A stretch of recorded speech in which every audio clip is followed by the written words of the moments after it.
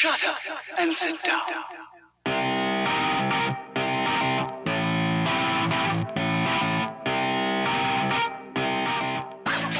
If you ever have the opportunity to go out there and train with the guys, I highly recommend it because it will make you stronger, it will make you more confident, they'll always look after you, and then you can feel good about yourself if you can beat them on a climb or in a sprint.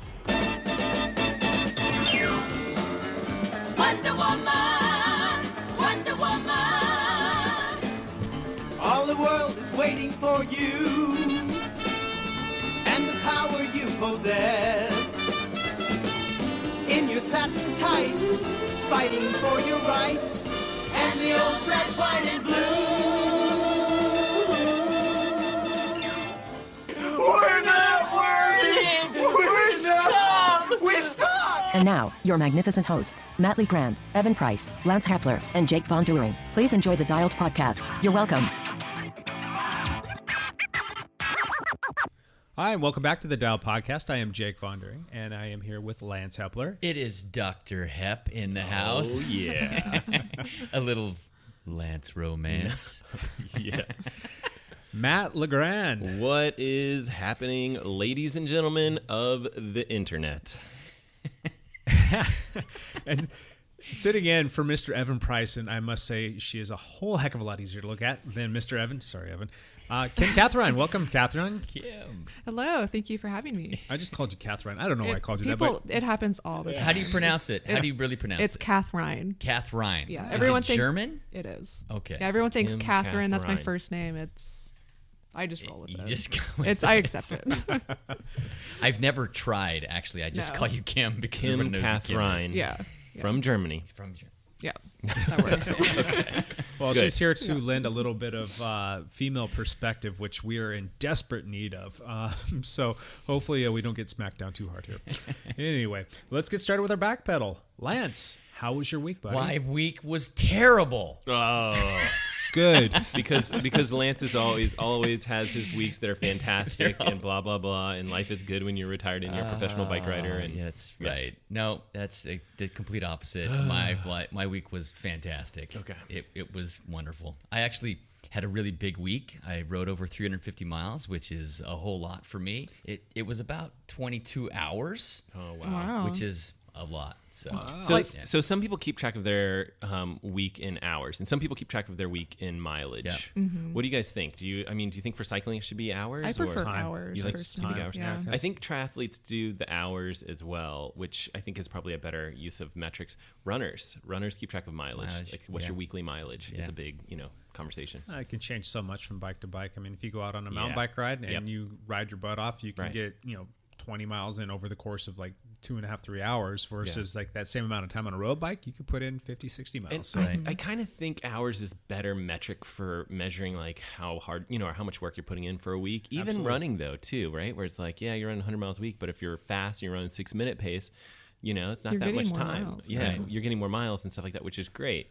But, the person that's super slow, it's out there putting the same amount of time in, I feel like that's probably Yeah. pretty good fitness increase as well. So I had a big hour week. Big hours, But okay. I usually track by miles, so I'm Okay. different than all of you. But Yep. whatever. That's not the first time I've been told that. But I had a couple really big, really great rides. It was the 4th of July this week, and so there was some other time off with other people. And I actually rode with Kim a couple of times. We got to ride twice together. Yeah. She kind of put out a thing to the team that the day after the 4th of July, she was going to ride up to Crown Point and invited everybody to come, but I was the only one that showed up. Yeah, it was a last minute invite for sure.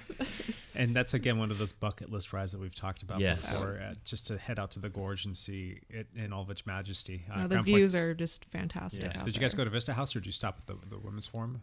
We went to the Vista House. We went to the Vista House, and then we're like, hey, let's keep going. I know, it's such a nice day out. Okay. So did you guys? we went So we went dropped down to Littoral Latourell Falls. Yeah. Okay. Yeah. Is that as far as you can go? So for a lot of people, they don't know, but we're located close to the Columbia River Gorge, but we had these fires last year. Was it Yeah. last year? Yeah. Yeah. And I know that they probably had some road closures or It's Yeah, still it's still closed. everything's closed, okay. yeah. Okay. can So you get went up as to- far as you could. We didn't. We just turned around at Latourell Falls because it's. I mean, there's really not much more to go Yeah. go see. Is at that there point. less traffic because of the there fire was stuff? a lot of people up there, it seemed like. Yeah. I thought. There was still quite a few people, but Yeah, a lot of tourists. You know. there is fewer through traffic for sure because the road shut down. Whenever I ride from the Vista House down, I always think that in my mind, I'm like part of a grand tour, like going down these like windy roads or climbing up these windy roads. It's like there's no one on either side, and you're just like, it's absolutely gorgeous. And the pavement, at least last time I did it, it was like buttery smooth. Still and you're good. just like super great, like curves. You feel like a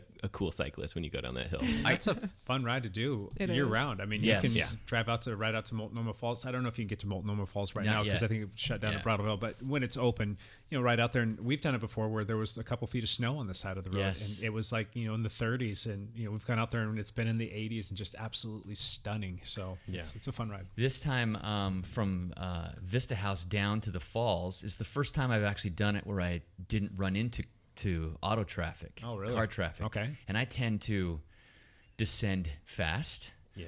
And so I kind of went for it because I can go faster than the cars can. You can Right. take the corners faster than the cars can. And so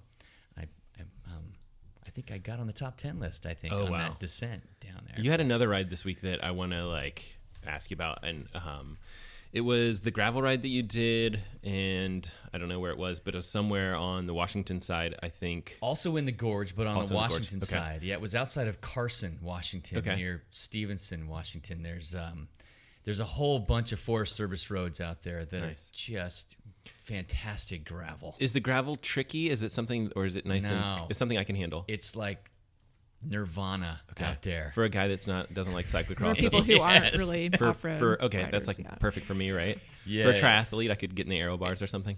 This was one of those rides. I think I was out there 3 hours or something Yeah. like that. And it was only 40 miles because I think it was Okay. 4,500 or 5,000 feet of climbing or something like that in 40 miles, which is a lot.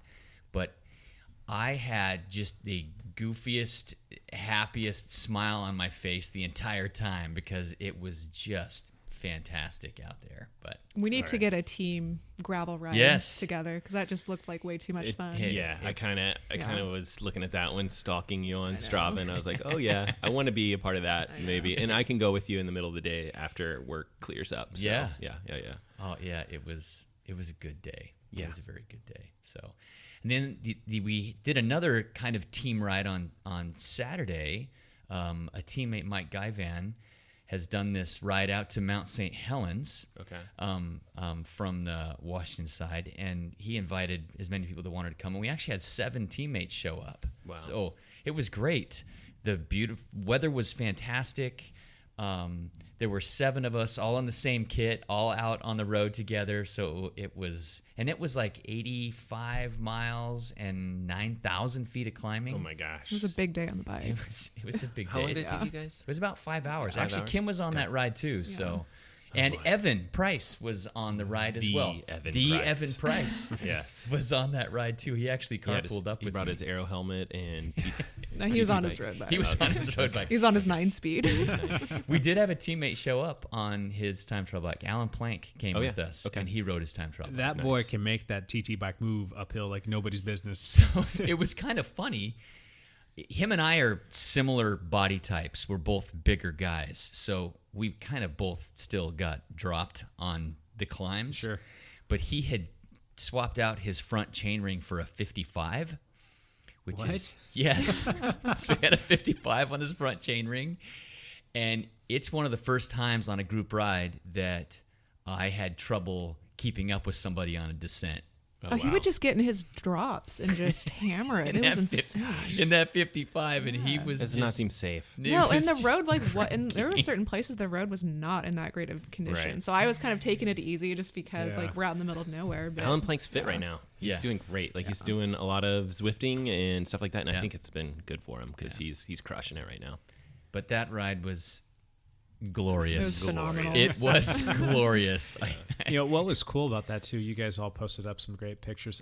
It seems like you get up there and you could just take your phone out of your pocket and Yeah. turn the camera on and just don't even have to look at the viewfinder. You just start pushing the take picture button, and Everything's you're going to beautiful. get like these Everything's epic beautiful. epic Yeah. pictures. So what's your Instagram account? It's at Dr. Hep. Okay. DRHEPP. Your account is like one of my favorites to follow. Thank you. Because it's, I don't know, you take good photos, and it could be because you do epic rides all the time. It's pure luck, I believe. Yeah. I really do. And then is that the same for Strava? Like if you know your Strava's username? my name, Lance Hepler. Okay. Yeah. Yeah, but if you follow those things, you can fully stalk Lance like I do. And Live vicariously. I know, right? Like I can be working and I'll be like, man, look at this ride that I could have done. Just gravel, mountains, lakes. Yeah, so I had a great bike on the week, or a great bike on the week. Yep, that's it. My head is backwards. That's what happens when you hang out with me, Lance. That's right. Oh, all right, Matt. How was your week? Not as quite as glorious as Lance's. I've been swamped with work, so it's been tough to get the training in. But I was saying this earlier. The Tour de France has started, which has really kind of pumped me up. I'm excited, and I think it's kind of, I don't know, it's encouraging me to train, and that's always a good thing. I hopped on the rollers and threw Zwift on, and I'm trying to kind of just watch the tour, so some easy rides. And I did a workout this morning. And I was saying this earlier, like it's been a while since I've done a workout on Zwift.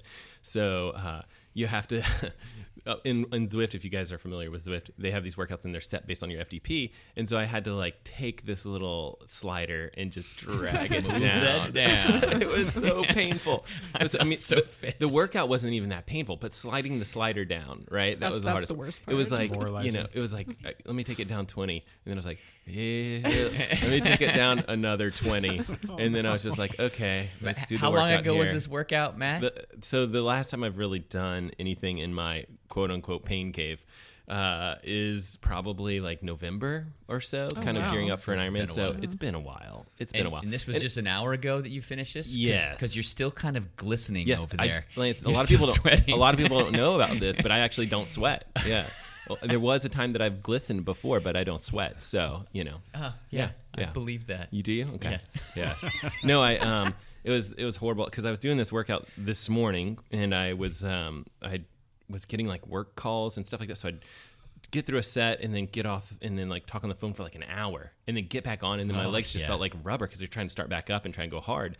And then lo and behold, like another phone call, another hour of talking and then get back on the bike. And so it took me like 3 hours to do a 1 hour bike ride this morning. And then it was, I texted these guys. I'm like, hey, are we going at noon or whatever? And they're like, yep. I'm like, all right, jump in the shower real quick, jump out of the shower. I'm still sweating. I roll over here and drink a hot coffee. So yeah, glistening. I mean, I'm glistening. I'm not sweating, but You look good, Matt. You look good. thank you. Thanks guys.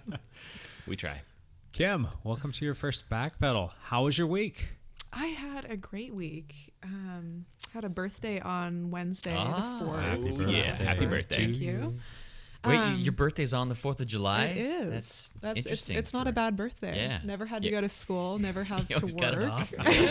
Everyone's always in a good mood. Always out doing fun stuff. So I got up really early and got in like a nice, I think it was about a 3-hour ride, and then headed up to Hood River and the Columbia River Gorge and spent the day there, and that was fun. Oh, nice. And then the next morning, then Lance and I rode up to the Vista House, and And I will say, I went pretty hard on that ride and could not drop Kim. Nice. you tried. You couldn't do it. So did you pick up the pace on the way up to the Vista House? It was on the or way back. On the way back. On the way out, we kind of were just chatting Yeah, and just taking took it it easy easy. Yeah. out there. And then, but Well, on the way, that descent though, you were hammering it. I went for it. Yeah, That one- There was no cars, so I went for and it. I also kind of like that descent because It's a I fun feel like it's a one. little safer. Yeah. Like there's not a lot of crazy turns and things like that. So, yeah. But it on was the way fun. back, there's a segment up the 205 bridge, and we had a bit of a tailwind, which is very odd in the summertime here to have a tailwind. That segment, I'm not kidding. If you're riding with me, you'll ride down the bridge, you got a headwind, and you'll turn around 5 minutes later and ride up it, and you've got a It's headwind, headwind again. again. That's Yeah. just the way Mother Nature is with me on that bridge. Yeah, it's kind of a brutal segment because you're in the middle of 8 lanes of traffic, and so it's really noisy and it's always windy and It's a protected bike lane in the Yeah, middle it's of 8 lanes of protected traffic. bike lane. Yeah, You're that- not right they in the make middle of that a clear. freeway. It's kind of cool, but I mean, because there's so many like ruts and things, Yeah, all the Yes, seams junk and and stuff in yeah. there, it's not that much fun to ride. But it is kind of neat because you're on top of the Columbia and there's traffic on either side of you. So Yeah. I do like it better than the I-5 bridge yeah, for sure. yeah. But it has, thousands and thousands of people who have attempted it, and Kim got the Queen of the Mountain heading up that thing on the way back. Of course. So, yeah. It was painful, that's for sure. It didn't feel good. we had a bit of a tailwind, and so I just kind of hammered it, Yeah. and Kim did not lose my wheel the whole way. It was pretty I awesome. was holding on for dear life on Yeah, that one. yeah. that was a fun ride though. That was Thanks fun. for Where'd tagging you take along. the QOM from? Do you know? I don't pay attention. I Don't pay attention. I There's don't just care. too many of them to pay attention to, right? That's so I many. try not to look too much into those. Just Right. Just right. That's the whole reason I'm training, is just for Strava segments right now. So Yeah, and then I picked up a couple on the Mount St. Helens ride as well, which was a couple? Yeah. No. This was an 85-mile ride, 9,000 feet of climbing, so a big, long day. And it's kind of out there, so there's only 6 or 8 or 10 segments out there. I think Kim got the QOM on every single Right. segment. When you say a couple, you're thinking 2, and when you get into the dozens, Yes, it You know, was, it's it slightly was different. dozens. every Yeah. single one. Yeah. No, that was an awesome ride. And I've been feeling really burnt out lately and just kind of struggling the last couple weeks with training and just staying motivated to ride, just because I've been staying pretty focused since January and haven't really taken any time off, which is a terrible idea. I haven't done any cross training or anything. So I was really, really having a hard time. And yeah, doing rides like those, that's kind of reminded me, it's like, okay, this is why I ride a bike, Yeah. and this is why I Those do will this. pull you and- out of a rut. yeah. So do you have like a pretty structured training when you're kind of, I don't know, training for the state championships or something like that? Or I was following a plan. okay, And I don't know why, but after Memorial Day weekend, I was feeling really, really good, and I won. Right. It was the one horse road race. I won. And then that next week, I hit a wall, and Yep. I couldn't hit my numbers in my training. And so you follow a plan that you just picked up online, or do you have a coach? Okay, yeah, it was one I bought online. It was Okay. like a 6-week Sure. high intensity. Did you race. like it? What do you think? It was good. Yeah. Good program. You're ready to be done with it. Yeah. Okay. Yeah. I get No, it. that's the way to go. I think if you're racing, especially, just Yeah. kind of, it's nice. You don't have to think about it. It's like, okay, this is what I'm doing today, and Yeah. it makes I it get it. easy. Do you Yeah. follow a structured plan, Matt? Not right now. Jake, when you're Structured training, did eating you plan. follow a structured Yes, plan? I do. Yeah. I followed very specific structured plans when I was Yeah. in my triathlon days. Right. And I just cannot pull myself to do it It, anymore. it kind of takes the fun out of training or Yeah. riding a little You bit. can, yeah. Yeah. You Becomes see, more I of a think you job. see better Yeah. improvements when you're, when like hit this workout here, have a rest day Yep. here, Yeah. periodize your training. But Yeah. I think it's so nice to just be like, oh, today Kim's going up to the Right. Vista Oh, I'm House. gonna I'm go. gonna go. Yeah. Yeah. That was one of the issues. Evan Price came with us Right. on the ride, and that's the first time I've ridden with him, which was fantastic. And he had the dilemma, okay, I'm supposed to do, Right. this number of hours at this effort, but he was like, forget it. I want to go ride with these guys. This looks like it's going to be a great ride. So he just came and rode with us. Yeah, and I think his program is, he's pretty tight with his coach, and I think he can, there's some things where he can be flexible, and it wasn't that far off of what he needed to No. do, I'm guessing, because I know he's supposed to do trying 100 to miles or 100 something. miles, and he's supposed to have some 20-minute block segments in there, basically. So, yeah, We he's- had some climbs that You were had some at least climbs, 20 right? minutes. You're still going to have a positive training Yeah. effect for it, but Absolutely. we have to remind ourselves we're not getting paid to do this. Nope. No, I it's don't a have- hobby. I don't Yeah. have a contract, and No. there's nothing telling me that I need to stay to the letter of the law when it comes to a training program. So it's good to have a little bit of variety in there. You have to have those days, and we've talked about that before. Just take a day where you just go out with your bike. Don't you can turn your Garmin on, but throw it in your back pocket. Don't Yeah, even right. look Don't at look it. at it. Go take some pictures. Go take a snack or lunch or something like that. There. And The ride. problem is with you get to the point where you're at my level where you're just like every ride is like go out there, bring a snack, and it's just eat the Yeah. whole ride, and it's not working out well. Right. Anything else, Cam? No, I think that's about it. I covered my week. Really glad to have you here with us today, and I'm really looking forward to some of your insight as we move forward. So that is my little segue into topic number one. We Jake, never how's talked your about week? you, Yeah, Jake. did you? There's not much to talk about with me, guys. You know that. Skip. I hard went. skip. I went for a walk yesterday. Nice. That was my big. You got outside? Yes, I went Nice. outside. It wasn't much. It was flat. It was just one of those things where I had to get out of the house. It'd been 5 weeks of just sitting in here staring at the walls and not doing too much other than going to Costco a couple times and my doctor's appointments. So doctor cleared me to start walking a little bit more. So I did that and took some pictures and hung out with the family. Took with the family, yeah. Yeah, it was fun. On the So, trails? On the trails. How are the trails? We just stayed on the flat ones. Yeah. So if you're familiar with where we live here in Camas, Washington, there's the little Lacamas Park area back there, and we entered in off of 3rd Street. So it's all just a flat trail. I used to drive over there because I think it's beautiful back there. There's like more waterfalls and stuff. And My God, were there so many people out yesterday? I don't know if you drove down by the lake or whatnot, but the lake was just littered with people out on stuff. It's So packed. we decided to go down there thinking that would be a better access point to keep it flat and to get away from some of the crowds, which worked out pretty Did you well. take any pictures of some of like the bridges and water and stuff like that? Yeah, I took some pictures. Got the new camera. Oh yeah, Snapping some Snapping some photos. pics. Camera And geeks all coming for the out. gram. It's What's all for the funny is Instagram. Matt and I had recently both purchased new cameras, and neither one of us had talked to each other about it. And just by chance, Matt came in. He's like, "You got the same camera I did." So great minds, Matt. Great minds. Great minds think alike. Yeah. Which is cool too, because we can share some lenses and. Oh man, we can have a lot of Yeah. fun. Well- And then your Instagram account, did we? My Instagram account is Sorry, I asked you that. mtb_Jake. Okay. And that's dates back way back when To mountain biking. when I was just pretty much solo mountain biking. So that's why the MTB is there. How about you, Matt? What's your Instagram account? I think it's Matt_Legrand. I think is my Instagram account. Cool. Something like that. Kim, do you do the Instagram? You don't play I that do game? not. Nice. I stay off social There media you as go. much as I can. Smart girl. Smart girl. Yeah. Yes. Except for Strava, of course. I like Yeah. Strava. Yeah. Instagram's not too bad. It's just photos. Yeah. You might like that. Other than that, just admired everybody's photos, living vicariously through you all, Yes. and really wishing I could be out there. But I'm definitely building a ride list for 2019. And Excellent. And you're just going to go out and crush it. I know. Just whenever you Yes, can get I'm going to outside. be so recovered. It's not even funny. And then because I don't sleep anymore, that's been my MO. I still am up every day between like 4 and 5 o'clock So in you the can morning. watch But the- you know what? That bodes really well Yes. with watching the Watching tour. the tour. You can watch the beginning where all all the Yes. breaks start, and they're like trying to get like a little breakaway from that's so fun if stuff you to guys watch. are ever bored and you want to come watch the tour, 4 a.m. I'm up 4 a.m. Pot of coffee on. You guys come on over and we'll hang out. You say So, that jokingly, but I'll be like knocking on your door tomorrow. Like, Seriously. you said 4. yeah, just don't knock. Just come in. Yeah. Don't need to wake up Yeah. the Rugrats. So, but it was nice to see that little team time trial win. I'm kind of partial to the boys of BMC this morning. So spoiler alert if you haven't watched it. But yeah, it's kind of neat. Yeah, And the team Van- time trial was today, this Yeah. morning, and it was pretty cool to watch. It was. So, Yeah. You got Van Avermaet in yellow too. So Yeah. Maujourne. Cool. Well, I did have a nice little segue, but we'll get back into topic number 1, and we're going to talk about all things women's cycling. Just wanted to take advantage of this and talk some shop since we've got Kim in here with us today. We are very, very fortunate to have Kim here.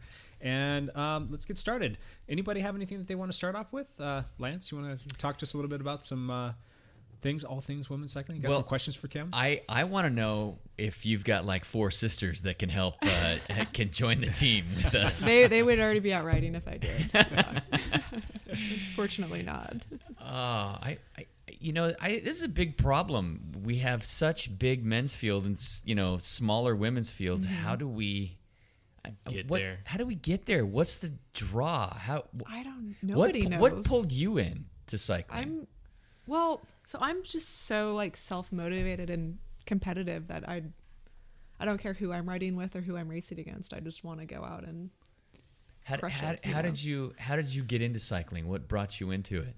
So I think I was 15 or 16 when I got my first road bike, and I had started riding just for fitness, just to stay in shape, because I was really into softball and did the whole competitive tournament thing for that. And then I just got to the point where I was like, wow, I kind of like riding my bike more than softball. So, and then I was riding a mountain bike, and I remember I was out on a ride and I was climbing up this hill, and of course I can just, fly up it now. But at the time I was on like a 30-pound mountain bike, big knobby tires. And I'm, huffing and puffing up this climb, and these 2 guys ride by me, and they were just sitting down and they weren't even trying, and they were just talking, and I'm just like, how is that so much Wait, easier? what? Yeah, and I saw, okay, well, they're on road bikes. That's what I need, and this hill will be so much easier, and I'll be a lot faster. And so I eventually found a road bike. It was like an old Peugeot, like from the 80s at a garage sale. I paid like $50 for it, but I started riding it, and I fell in love with it. I loved how fast I could go, and just how much further you can go, and just the adventure aspect. So that's interesting. There wasn't like, you didn't have a friend or anyone to go No. ride with. You were doing all this by yourself? Wow. Yeah, That's cool. I don't know what it was about it, but I just Yep. I have just fell in love with I it. coach runners, and we had Yeah. a girl on our team last year that was like that. She was just like, I just like going and riding my bike, and she would just go out for like 100-mile rides by herself and stuff. Yeah. I was like, that's crazy to be a high school girl and just, and just Oh, go, yeah. Just go ride. Yeah. I mean, I don't even see, like, we don't have high school boys or girls that go do that. It seems very rare to me. Yeah, I didn't know anybody, like any friends or anybody my age who rode. It just, Yeah. I don't know. It's just I one of kind those of had the things. same thing. I mean, granted, I'm not a female, but I mean, and there was still people that were riding frequently. But when I was a kid, about your same age, I was out riding on the roads on my mountain bike just because I enjoyed it and it was fun, and nobody else wanted to do it. Like, why are you doing that? Why are you going these 15, 20, 30-mile rides? And that's dumb. And, no. So that's very cool to know that you're. It's hard though, because it's like there's nothing in particular that like got her started, or that we could say, okay, then we need to leverage that and get more women into the sport. No, because I mean, when I was younger too, I used to run a lot. So I think I've always just been drawn to more of the endurance type sports. I think I'm more built for that. But yeah, and then I just kind of slowly progressed. I got a nicer bike, and I started doing more group rides and like centuries and stuff like that. And a lot of the women that I've come across in my years of riding, the way that they were introduced into the sport is because they were talented athletes, but cycling was never on their radar until they had an injury. And then a lot of times it was a knee injury. And a lot of times part of that rehab process was getting on a bike, and then they would go out and they would start riding a bike outside, and like, wait a second, this is actually kind of fun. This is neat. And they were fast too because they're athletes. And then that just basically transitioned into them becoming a lifelong cyclist and started getting into things like racing and whatnot. So, but you don't have a story like that. So it just kind of happened organically. I think maybe it's not like just women's versus guys, but I just think getting into cycling is hard, right? Because you've got this big investment with like a bike potentially, and then that's not even that's the start of it, right? So then you've got the ability to go ride, and then you realize, oh, my ass hurts because you don't have the right shorts or whatever it is, and then you need shoes and pedals, right? It's just like it's a huge undertaking to get into the sport. So, and that kind of dovetails nicely into that video that you just posted for triathlon. I sorry for the little tangent here, but no, I posted this video this week and to YouTube, and it was like, it's at first it's like, okay, well, let's try and come up with some stuff where like you could go do a triathlon for cheap, right? And so I roll through it, and I'm like, wait a minute, that's $1,000 to get the ball rolling to with do. it. And this was like you're biking with your swim jammers on. You're not. I mean, like, this is not like you're getting nice stuff. This was like you're the bare minimum. And I found it was like, I'm gonna find a bike on Craigslist for $500, and it was just like you're in for so much money to do triathlon. And at first, then I posted it, and I'm like, haha, it costs a lot of money. And then I like start thinking about it, and I'm like, this really is getting under my skin. Like, this is a horrible thing. Like, it is really bothering me that it costs that much. And if you want to be competitive and you want to like take it seriously, I mean, you're talking gobs and gobs of money. I mean, you're into probably well over $10,000 if you want to have a nice bike, if you want to have good gear. And I think there's really cool ways to do it on the cheap. Oh yeah, but it's just like, well, part of it too, especially for triathlon, it seems like a lot of the Ironman races, like you have to travel. Yeah, right. Which and a race can be $600. Right. I mean, and that almost doesn't bug me as much as the fact that like to do a sprint, you're spending $1,000. Like, I want people to like try the sport. Yeah. Like, I want people to try biking. I want people to try triathlon. But $1,000 to me, that's not realistic. That is not realistic for me to be like, hey, you should try this sport. You need to drop $1,000 first. Right. Like, that's not going to happen. Unlike a 5K where you just need a pair of shoes. Right. Yeah. Right. Yeah. And run naked. Yeah. Exactly. So getting back on sorry here. No, it's my fault. I started it. So okay. So yeah, it's kind of neat to hear though that you fell into the sport organically, because that honestly, it doesn't happen very often. And especially for a lot of girls, it seems like they have like a boyfriend or like a family member who's also into cycling, and they kind of get into it that way as well. or they have a friend who races or whatever. Yeah. Whatever the. Do you case have a may lot be. of girlfriends who look at you and like, why are you riding your bike all I the get time? asked that all the time. Yeah. Somebody the other day, because I left work early to go ride because it was beautiful out, and they go, "Is that all you do outside of work? Is ride your bike?" I was like, well, kind of. Yeah, the answer is yes. It's like, yeah, like I basically just hang out with other cyclists because they get it, and I don't have to feel Yeah. weird or Right. guilty Right. about it. You know. My wife started cycling in college, which is a weird time. And, you know, she had finished gymnastics, and it was like she had some buddies and they were training for like a charity ride. So that might be another avenue for people to be like, hey, I'm training for this charity ride, and it's a long, long ride or whatever. It's a challenging event, you know, and you know that you have this thing that you're training for. And she did like a 150-mile bike ride or something crazy. But like, that to me seems like an opportunity for people to say, hey, kind of like that 5K you're going to train for, or whatever it is, or maybe it's a half marathon or something. But like you have an event that you're going to go to. Yeah, I've heard of people doing that for like the Seattle to Portland ride, where it's like, okay, we're going to go train for this. It's well supported, and I bet the numbers are better, like guy to girl ratio for like a race or an event like Seattle to Portland, maybe. well, that brings up a question I've been wondering. Why is it that there seem to be a lot more women who do triathlon versus cycling or road racing? Like, what's the difference? Because triathlon seems like it's so much more time intensive. Right. There's Actually, 3 sports you have to train for. I think that's a good question. I feel like I've never really thought about that. Like, cycling doesn't have a ton of women in that sport, but triathlon has some, still not great. Like, the numbers are still probably like, I'm guessing more than cycling, but yeah, I don't know. it's probably still like 1 in 5 or something. Really? And it depends too. Like in the US, the numbers are actually pretty decent, but then when you start looking around the world at triathlon, it's pretty bad. But I still think it seems better than the cycling races that I see. And I wonder, they're pretty low. They're pretty rough. Yeah. But I wonder if it's just the history of cycling being almost more like more male dominated. Because even if you look at it from like the top, the pros, it's how much do you really hear about like women's professional cycling versus like, men's? we're all talking about the tour. Exactly. Right? And there's Which also the is great. Giro de Rosa, which exactly. I mean, honestly, I don't even really follow it that much. Right. I probably should. But. No, I feel like there's some really cool women's cycling stuff, and it doesn't get talked about that much. No, and even like cyclocross, watching that, like some of the women's races was cool. like they were more fun to watch than the men's. We at our training camp this past year, we all had a blast watching that. I mean, it was an awesome race. So. Would you go out as far as to say that triathlon maybe seems a little bit more inviting to the novice, beginner, newcomer, like the community itself, as opposed to, say, road racing, where you have a little bit more of this elitist mentality, and people seem a little bit more distant and like not as open and welcoming? I mean, possibly, but the thing is, though, if you join triathlon, it's more of an individual sport, though, right? It's just an individual time trial. It is. And whereas cycling, you can join a team, and you have that group. But you have people to train Do you think with, that team is intimidating, though? That would be my question, is like, I mean, when you're brand new to biking, are you going to feel comfortable going out on a group ride? And that's true. I don't know. And that's kind of what I've wondered about Dialed is most of the team rides, it's, I'm usually, a lot of the times I'm the only girl, and it's a lot of the guys are very strong and fast. So it's like, if you're a newer cyclist. What do you think about riding, like doing the girls group stuff? You've done a couple of those things for the Dialed? We've kind of tried, and there hasn't been great?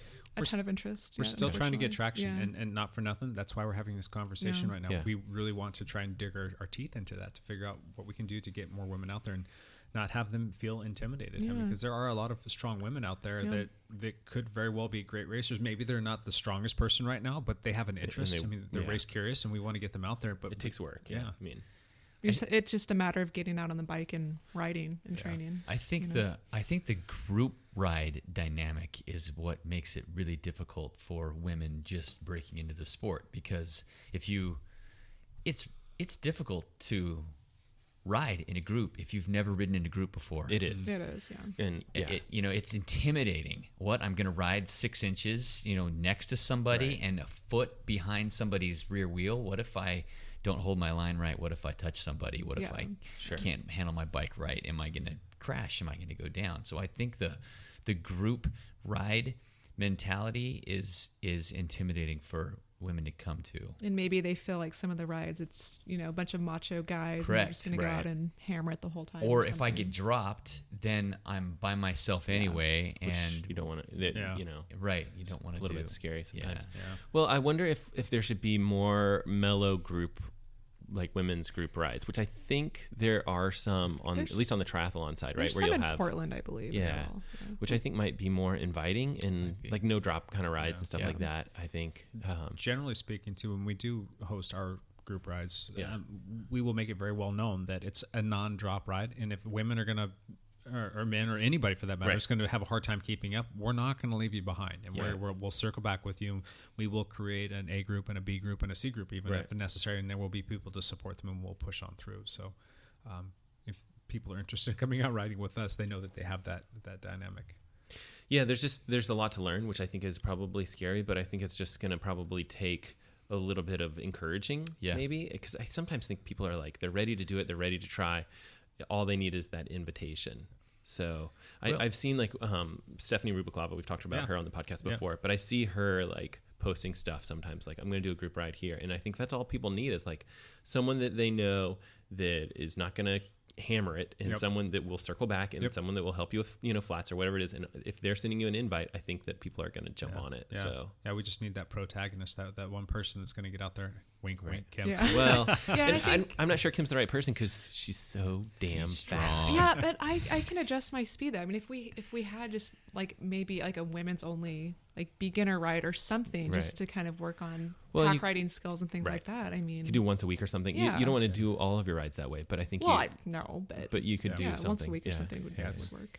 Definitely okay to give up a ride a week. And if it's a women's only ride, that's fine. I would respect that. But if I were healthy, I would love to come out just to sit on the very back and support and help and encourage people and talk to them and give them advice and help them get through the ride. You're in the car, buddy. That's where I'm at right now. So I'll be the sag wagon. Yep. The Thursday night rides that we've been doing during the summer, the ice cream rides, it's organized by Robin Putnam, who is a woman. And they make it very clear at the beginning. This is not a fast ride. Right. This is a chill ride. You are not supposed to pass me. So if you get past me, Lance, who is she staring at? She's staring at me. Yes, Lance. And how closely do you pay attention to these rules? Well, when I go to that ride, at least the last few rides I've gone to, I sit in the back and I just chill and I make it a recovery ride, and it's all good. And she'll go, okay, there's one segment that you guys can all race if you want to do it. And so but I'm like, we're allowed to pass you on that one segment? She says, yes. So what are the numbers for that? Is it like 50-50? There's a lot more women. There's awesome, a lot of women there. Because I've done that ride, and it's a really nice group, and I love hanging out with all the different people and just hearing their stories or whatever it is. And I think because she's inviting people, and they know it's pretty cool, chill group, like I think you'll see good turnout for that. But then how do you bridge that gap from just a nice, easy, chill ride to something harder? I just think it just takes time. You got to talk to them. You got to find out the ones that are truly interested, because there are some women that will show up to that ride that have zero interest. They do not want to race. That ice cream ride is their ride for the week. They're fine with it. And that's great. As long as they're out on a bike, that makes me happy. But there are some women in there who are race curious, and it's just a matter of saying, hey, would you be interested in coming out with a more structured ride? And it's non-drop. Come out, join us. You do great. So it just opens the door, and you gain confidence in riding in a group and riding close to somebody. And so it's just about opening that door and gaining the experience, and you hope that it would move on from there. So when you're talking about you're at work and you're going to go out on your ride, and you've got a lot of the women in the office saying, what are you doing? What would you say like their biggest turnoff to cycling is? What is it that your typical non-cyclist female woman would say is like, I just don't want to ride because? What's that because? I mean, I've heard a variety of reasons. One would be maybe they just don't want to ride on the roads with traffic, which I mean, I understand. Then there's also the time commitment. Yep. It's time intensive to really be competitive. And then I think there's also a lot of women who they don't seem to have that drive, I guess, to go out and just want to hurt everybody on the bike. That's true. I mean, rip their legs off. It could be said about men too. But, no, totally. You have to. I don't know. I think cycling's definitely not for everybody. Sure. It takes a certain person with a certain like mindset to want to go out and hurt yourself and hurt others, So it's athlete mentality. I think it's. Are there any women that you would say are runners or triathletes that have that competitive bone within them, but they just don't go out and cycle specifically? And is there a way to convert those to come out and at least give it a shot? Give it a try.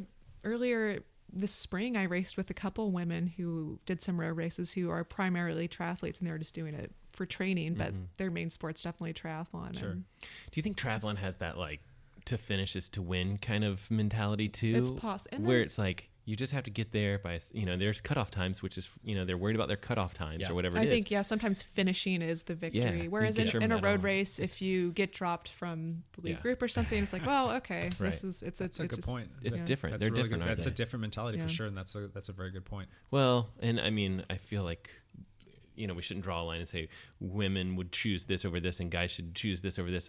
Maybe guys have a little bit more of that competitive streak or whatever, but I do think, a lot of guys are probably the same way where they're just like, hey, I finished this triathlon and finished this Olympic race or whatever it is, and I just think, I hang out with a lot of girls that do triathlon, and I do kind of feel like a section of them, not all of them, are kind of like, hey, this is me versus my time, or this is me trying to finish this distance or whatever it is. Racing on the bike, I don't necessarily see that as much. It's not as much of a personal thing as much as you're racing other people. And Yeah. it comes back to if, you have a couple people. It's like I've been racing in the category 5, which is the beginner category, which I don't personally think I'm a cat 5, but I start train somewhere, and I train a lot, and you have some beginner women out there and they don't train as much as I do, and they have no chance. Right. So it can be demoralizing probably. Right. Just to see it's like, oh, I could never do that, or I could never keep up with you. And yeah, you're like, so it kind of try just training. Yeah. Yeah. So I don't know. It's Yeah. probably puts a bit of a damper on their enthusiasm. And then part of it too, I think a lot of people are more familiar with triathlon.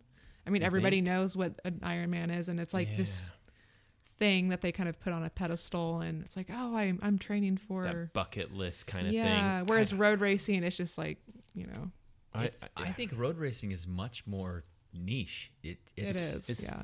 I mean, we have a big road race, and we might have 200 or 300 people, across all categories. I mean, that would be big, right? 300 people in a road race would be big across all categories. You have a Get 600. triathlon, and you get 600 local, or 1,000 or 1,200 people that come out. Yeah. It just seems like it's much more of an event for a triathlon. I think maybe just more approachable. Yeah. Yeah, I don't know. I feel like triathlon numbers are turning down. Like they're just dwindling across the U.S. And I do think women in triathlon are it's starting to even out a little bit more, especially in the U.S., which is great. But I feel like the sport is declining, and I feel like other sports like kind of those adventure races, like a Spartan race and things like that, are kind of CrossFit. I feel like that stuff is picking up. And so, people they're making choices, on what they're going to do on these races or their summer or whatever it is. And I don't know if they're picking triathlon at this point. So we'll see. In that same breath, though, about there being a lot of people going out and doing triathlons, if you go and look at some of just the events, the bicycling events, we'll talk about like STP, like the Seattle to Portland, put on by the Cascade Bicycle Club. 10,000 people sign up for that ride. And some of it will do it in 2 days, some of it will do it in 1 day. I think it's like 30% do it in 1 day, but still, there's a big cross section of women who are out there that are doing that, and that's no joke. I mean, that's a tough ride. Even if you're doing it in 2 days to do back-to-back centuries, is still that's a big commitment to train for and get ready for. So you got plenty of women out there, and then I've gone out and supported local events here, like the Pedal Century. I believe they had a little over 3,000 people out there, and I was supporting the event and helping people out and just kind of providing support. And it was, again, I'd say it wasn't quite 50-50, but I mean, there was a very large contingency of women in that. But those women are just out there for a fun ride and not necessarily to race. So I wonder if we were to, like, if Dialed were to say, like, okay, we're going to get a women's group together to train for STP or some other event or whatever, and then hopefully kind of take that group and be like, all right, we're going to parlay them into racing too. Like, you're already on the bike for, 200 miles in 2 days. Guess what? If you hop in a race, you're going to do pretty well. Right. So I feel like that would be a nice, smooth transition. STP is a little bit of, crack that little starter pack. Sure. I mean, and honestly, same thing for guys, right? Like if you're like, hey, we've got a group of people, new riders, and they're training to finish this event, and then you take them and you're like, by the way, you're in good shape, come race. They might hop in. Well, right? and Guys we or have girls. the weekly races at Portland International Raceway. It's on a closed course. It's super safe. It's the perfect place to go out and give racing a try. go out there and race. And it's super, super Yeah. fun. Yeah, and they've also got the novice clinics Yeah. where you can actually, you're going to go out there and race, but there's people out there with you, kind of teaching you the ropes, showing you the ropes of how a race unfolds, and you can go out there and do a few of those until you feel comfortable. Then you can jump into the true bona fide race. Yeah. So it's kind of fun stuff.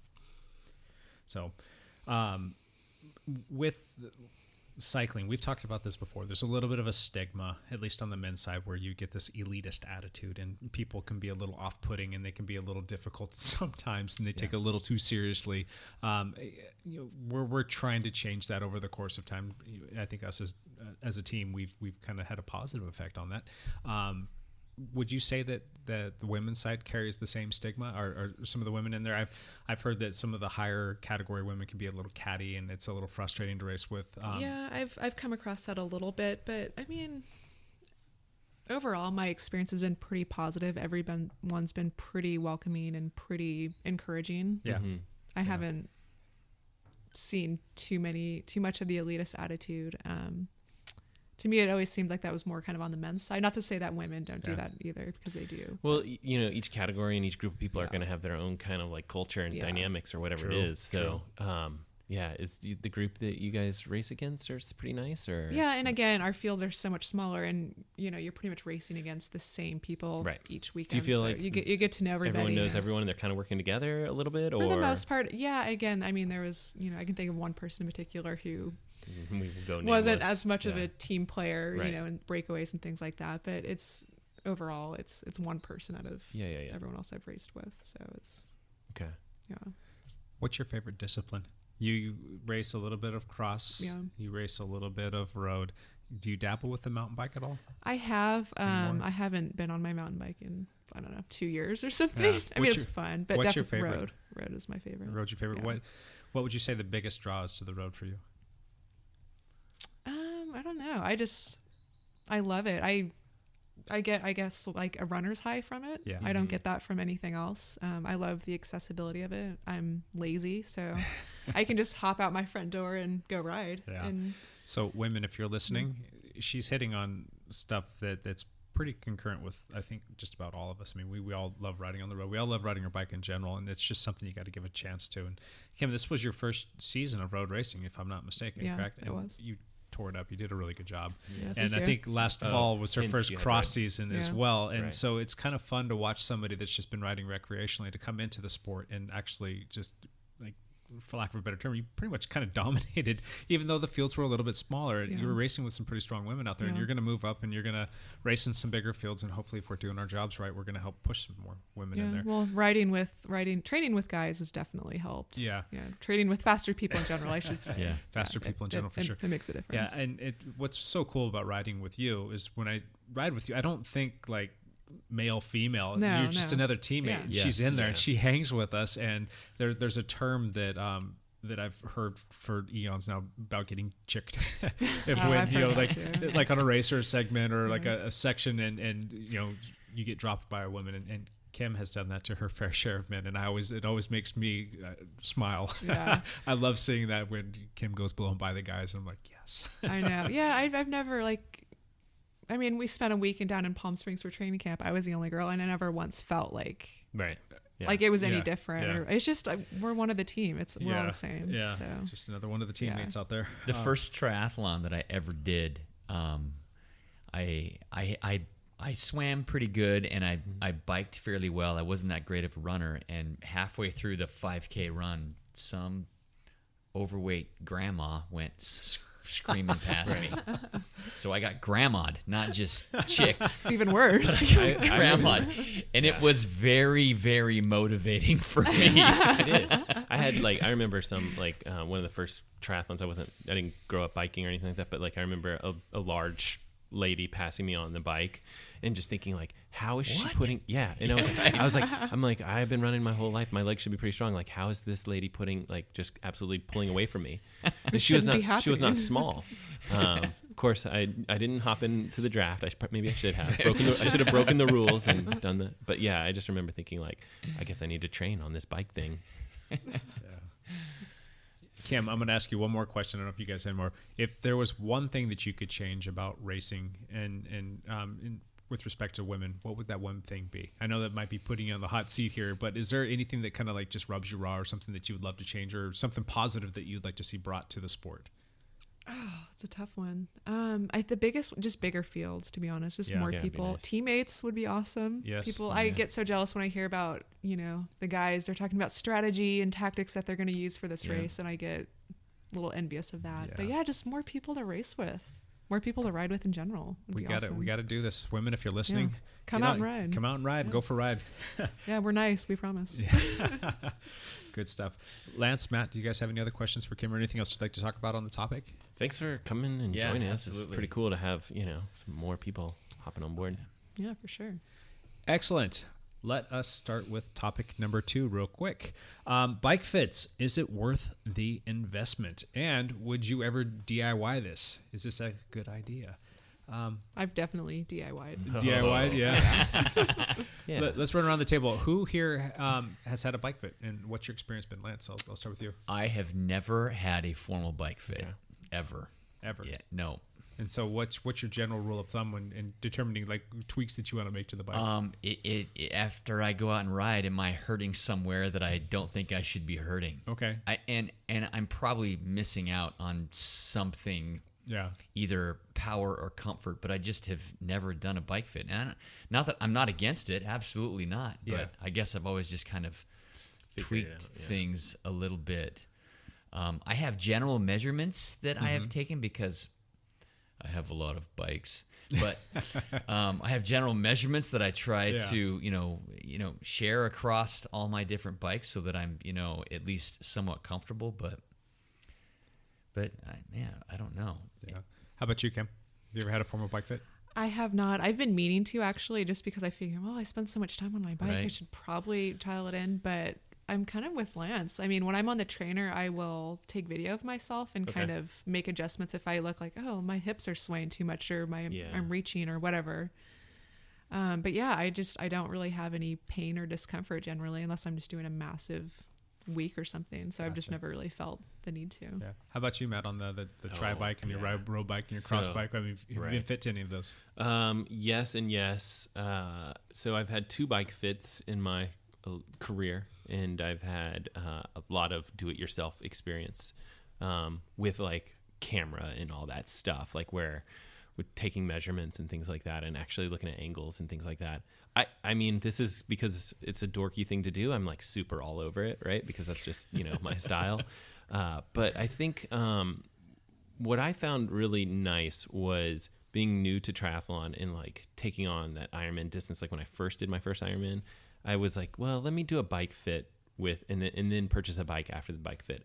And you're still new enough to cycling that you don't have that, like, this feels wrong or this feels right. Right. So, I mean, I guess I'd been biking for like a couple years, but just not a lot. Like, so I was pretty new to the sport. And I think that helped a lot. I think that actually might have been the difference between like finishing an Ironman and not finishing an Ironman, right? Like, so you need to be able to get in a position that you can hold for a long period of time. So I do think, especially if you're somewhat new to the sport or you're trying a longer distance or something like that, it may be worth people's time to go see like a professional and get like a good bike fit. The other time that I had a bike fit, it was like one of those situations where I was purchasing a road bike, and it was like, you'd purchase a road bike, you get half off of a bike fit. So it was kind of like, oh, I'll do that, and they didn't make a lot of adjustments. I was like, I'm pretty sure this is about right. And then they made like maybe very small adjustments, and then we're good to go. So I think the more time you've been on the bike, the more you'll feel if it feels off. But then, as a true tri-dork, I think, when you're looking at position and things like that, that you're really looking at like saving a significant amount of time if you can make your body more aero on the bike. Like, you're the biggest part of aerodynamics on the bike. So if you can get, your elbows in and your shoulders to sit a certain way, and, you can get your back flatter and things like that, that's all going to make a difference, over a 110-mile ride in the aero bars. So I definitely tweak it basically every year, and I'll make adjustments and things like that. And then once I get it sort of settled in, usually in the spring or winter, I try to train that position so that, it's not too awkward when I'm on race day in the summertime. So And I think a lot of triathletes do that too, where they'll adjust position in the winter and then ride it so that they're comfortable with it and they're used to it. But you kind of want to dial in that fit. So there's some of both, right? Like, and I'm probably not in the market for another bike fit unless I was going to go like, I don't know, all in and see like some big wig. There's a guy that I would love to see in like Boulder and have him change some stuff, but I'm not going to Boulder anytime soon. Sure. So yeah. So when you did your bike fit, what kind of tools did they use, or were they using some sort of a measurement system, or were they using just like your standard goniometer and plumb drop? Yeah, exactly. So they're measuring they went through and did flexibility analysis type stuff, which I'm not super flexible. And then just measured angles. And this was on my first time trial bike ever. And so it was like making some adjustments with that as well. So it was a good experience. Yeah. I think it was definitely worth it when I was new to the sport. Yeah. So I would have to agree with that, especially on a triathlon bike or a TT bike. I think that there's a lot more that goes into that, making that position correct and functional. And it's one of those things that constantly needs to be refined over the course of time as you find greater flexibility, as you find greater strength and get more acclimated to the position that you have to be in. And also, I think it depends on the race that you're doing. Like if you're doing an Ironman race, I can put my aero bars at a certain position. And I basically set up where it's like, if my A race at the end of the season is an Ironman, I set my bars a certain way and I train and I do everything that way. But if my A race is an Olympic distance, I try to go more aggressive because you're only looking at holding that position for less than an hour. Yeah. So you can be a little more uncomfortable if it's faster, whereas an Ironman, you don't want to really play with that. So do you ever find that you jeopardize or compromise your safety on the bike in terms of like how comfortable you are with handling the bike based on the way that the fit is? If you're getting like really aggressive, are you losing a lot of control of the bike?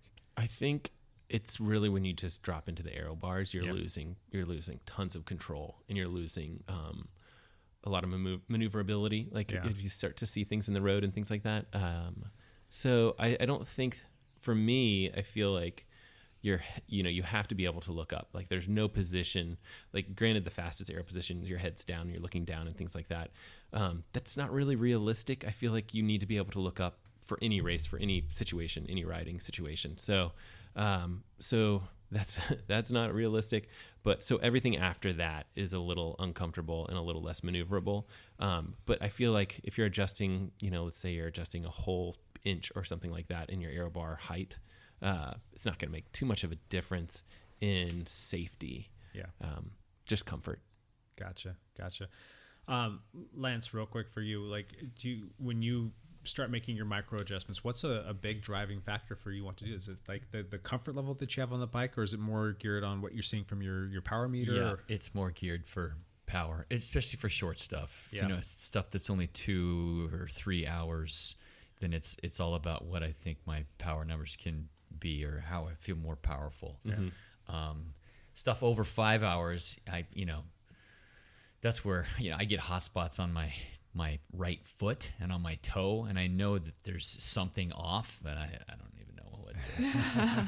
I don't know if it's the cleat or if it's the angle or if it's the wedge or if it's the position. Yeah, it's very hard to find a bike fit that's that you're gonna feel comfortable after 5 hours. Right. That's just a long time on the bike. That could just come from like the shoe too, just the insole alone. I know that I was having some major hotspot problems with my feet, and then I used a product called Cycle Soles when I was racing with an old team. They were a sponsor of ours, and I swear by those things. They are like worth their weight in gold. And I still to this day am like praying that they don't break or wear out, because I take them out of each one of my shoes and put them in all the different ones. Like if I'm on the mountain bike, they go in those shoes. If I'm on the cross bike, they go in those shoes. And the road bike, they go in those shoes as well. So that's another big thing too. I need new shoes anyway, because after the ride on Saturday, my buckle exploded for some reason. Oh, so. no.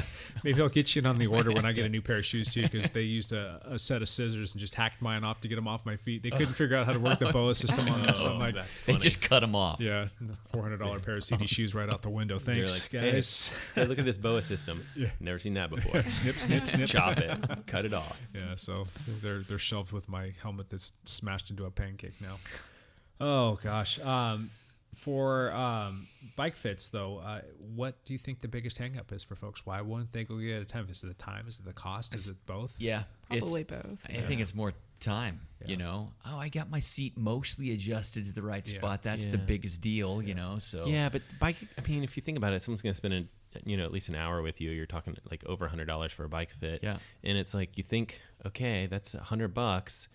I just spent all this money on this new bike. I don't know. Like it seems kind of false. It's hard because, and then it's hard to quantify the benefits to it. Whereas like, you buy $100 Aero helmet and you can see like 5 minutes of speed gain. Like you can quantify that. Yeah. So I feel like bike fits are hard to quantify. Yeah, especially if you're not really having that many issues in the first place. It's like, well, do I really need one? Because that's kind of how I feel.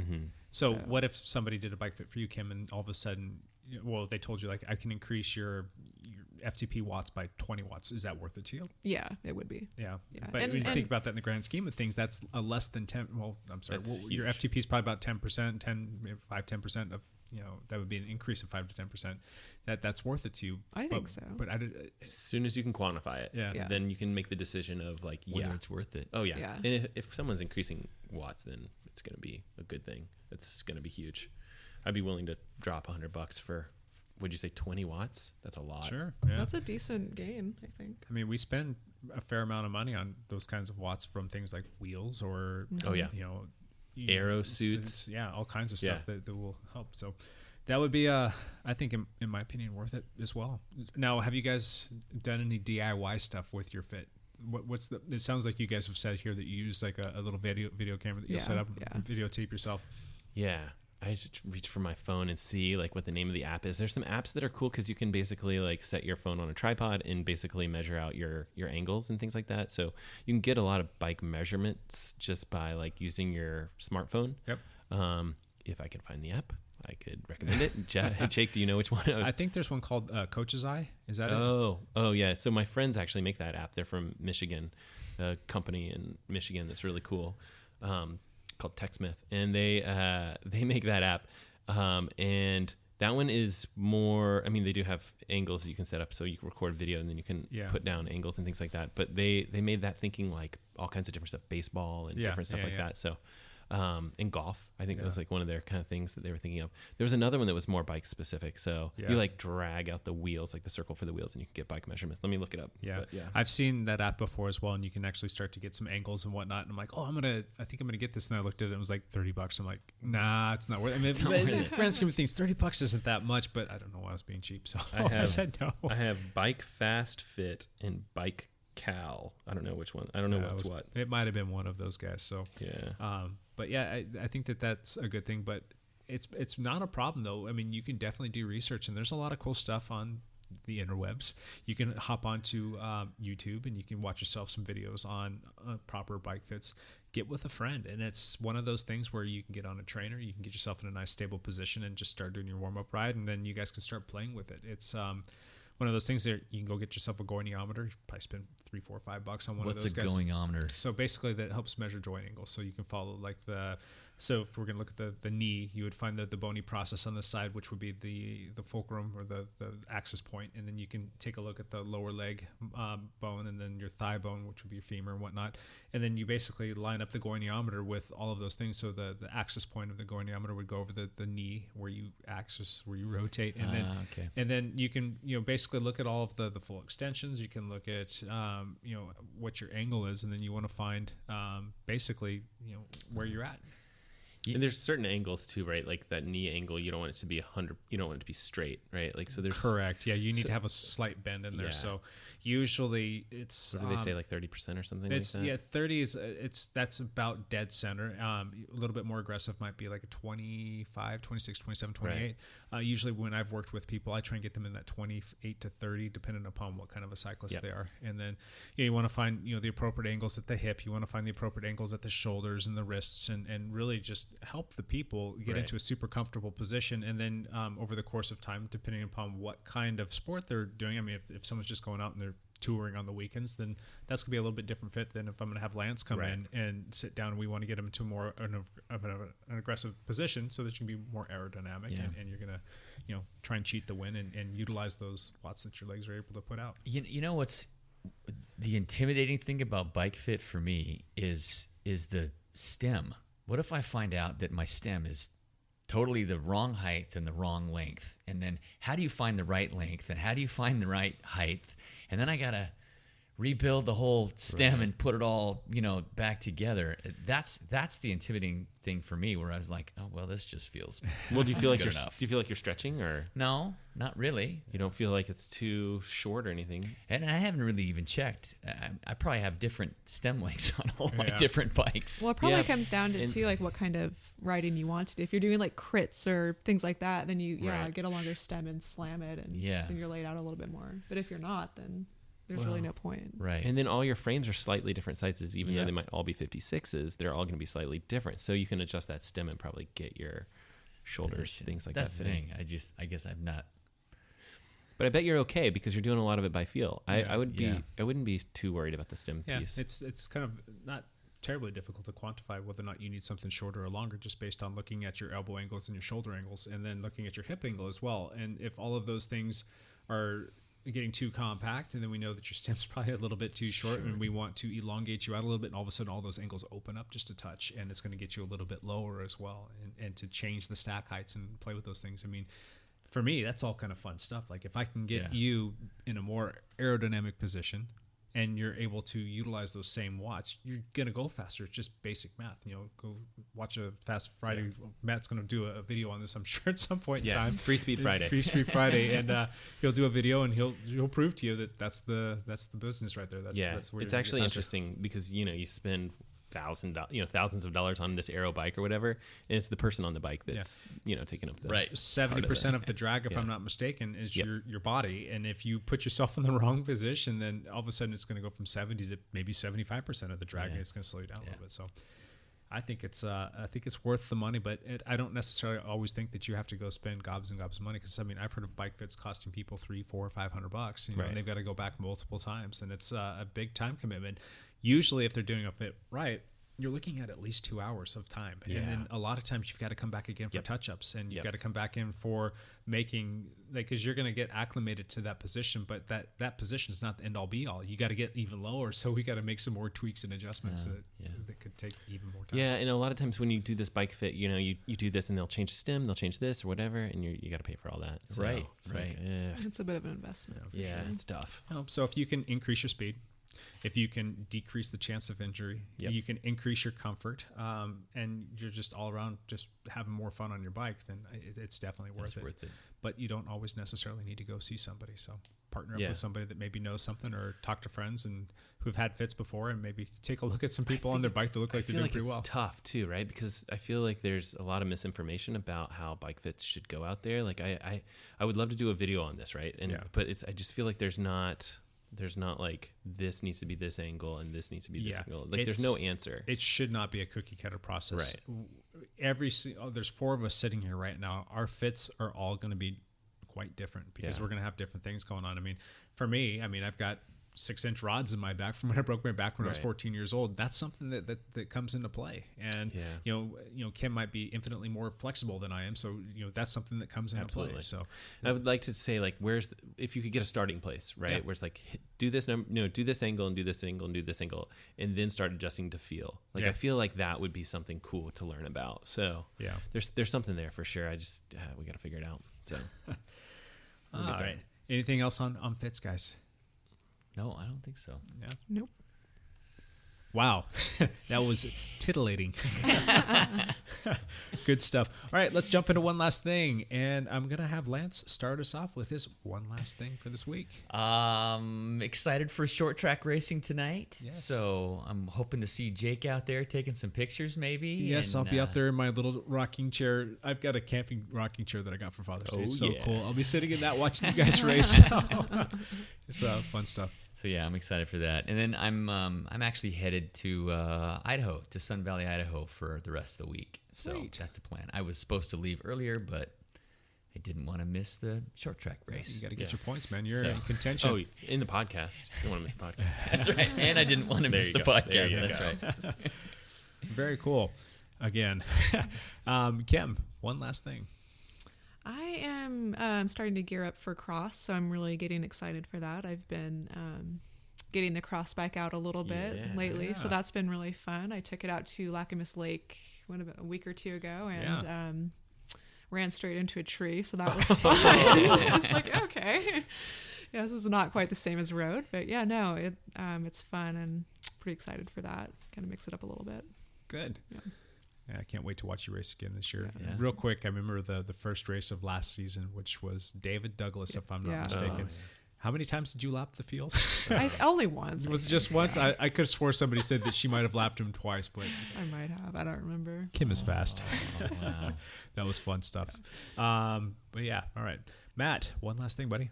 Yeah, I've said this a couple times, but I definitely want to thank all the people that are subscribing and listening and commenting and things like that.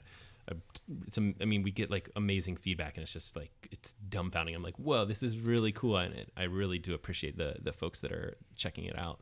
Mention it to your friends if you can, so that we can get some more people listening. It's just it's pretty cool community. Yeah. But one thing I want to do is try to get like a questions and answers kind of bit going. Yeah. So it's a segment that I would love to do. And so what we would need is for people to, just either give topic suggestions or questions that, they want to kind of have us discuss. Cause I would love to see us kind of round table some stuff. Great. That would be fun. Yeah. Listen to the folks. So Yeah, I've been showing up at races or group rides, and people will say, "Oh, Lance Romance." Oh no. Sorry. it has caught on. It's stuck with you. It's now. so good. On that same note, too, it still blows my mind. We're on podcast number 16, and we're just this little dog and pony show, just having fun, shooting the you know what. And we've had over 32,000 listens. I know that there are other people out there that get millions, but for us, that's huge. It's really cool. Yeah. We've been listened to in 7 different countries. I'm like, that really blows my mind. So a bunch of people just jumped on from Australia. If you're listening to us in Australia, thank you. Yeah, absolutely. Come on up to the Pacific Northwest cool. one of these days And we will join totally us for take you out for a ride. Yeah. Exactly. Yeah. That would be awesome. So, and then if you do enjoy us, go in there and say something nice about us on any of your podcast forums. But iTunes seems to be the most popular, which I think it constitutes over 90% of our listens. So interesting. if you can go in there and say something nice and give us a review and give us some stars, that would be awesome. If they want to email us or something like that. Yes, info@dialedpodcast and .com. And you can also directly email each one of us with our first name. So Jake, Matt, Evan, Lance, Kim, sorry, we don't have one for you. If we have you on a few more times, we'll get you that account. But if you guys can shoot us an email too, that'd be cool. And, nice. And then on Facebook as well, you can follow the Dialed Podcast on Facebook and shoot us some messages on there, or post a comment or anything like that. We'd love to hear from you. That would be awesome. So glorious. People are going to hate us for this.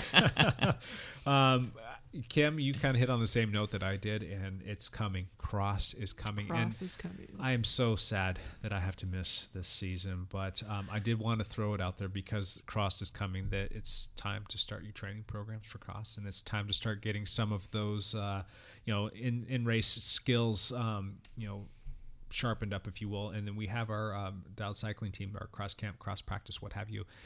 It's still TBD whether or not it's going to be on Tuesday or Wednesday, but we're going to have those. And anybody here that is in the Portland or Greater Portland area, if you want to come out and join us, cool. We'll be having that at a couple different It's not venues. like you have to be on the team or anything like that. No, Awesome. We invite everybody to come out. We had a couple of practices where we had 20, maybe 30 people out there. 20 or 30 people, and they're an awesome workout. So it was pretty fun. Good. So come on out and join us. Oh yeah. Okay, well, that is a wrap, you guys. I really appreciate it. Lance, thank you for coming back, and have fun racing tonight. I'm going to look forward to racing you, and safe travels out to Idaho. Thank you. I'm going to bring the heat. Yeah. Kim, thank you so much for coming in. I really appreciate you coming in here. And if it's okay with you, maybe we'll have you again soon in the future. I know that we tore you away from work today, so even if it's over Skype or something like that, we'd love to have you back if you're okay with that. Yeah, absolutely. This was a blast. So thank you for having me. And we'll keep working hard to get more women out there racing with you on the team, and then just in general. So I think that would be definitely. Good thing. Matt. And Matt. Matt. I would say thanks. It was a pleasure, but it wasn't. Thank you so much for coming back, man. My pleasure. And thank you for putting down all that coding stuff to come in here and shoot the breeze with us. It's always fun to have you good in times. here. So definitely good times. All right, guys, have a good week, and thank you for listening. Bye for now.